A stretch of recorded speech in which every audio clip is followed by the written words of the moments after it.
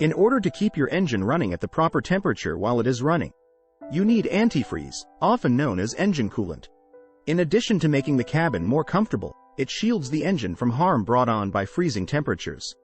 However, it is subject to contamination, leaks, or deterioration with time, and the fluid level might drop, just like any other fluid in your car.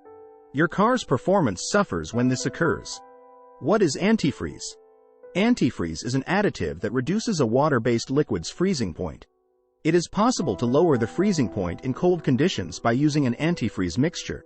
Common types of antifreeze also raise the liquid's boiling point, enabling a rise in coolant temperature.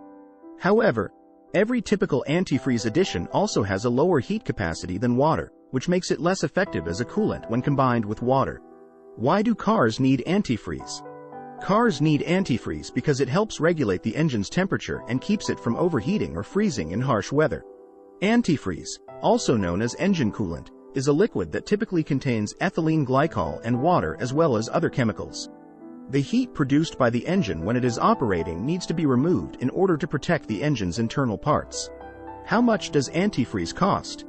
A gallon of antifreeze typically costs between $10 and $25, with some premium brands going for even more.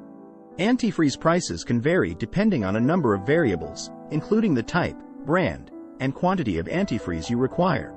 It's also crucial to keep in mind that some vehicles need particular kinds of antifreeze, so check your owner's manual or speak with a mechanic to be sure you buy the correct type of fluid. How to add antifreeze to a car? Before doing anything else, check to see that the engine is cool. Roll up any loose clothing, stay away from the cooling fans, and never open the reservoir cover while the engine is running.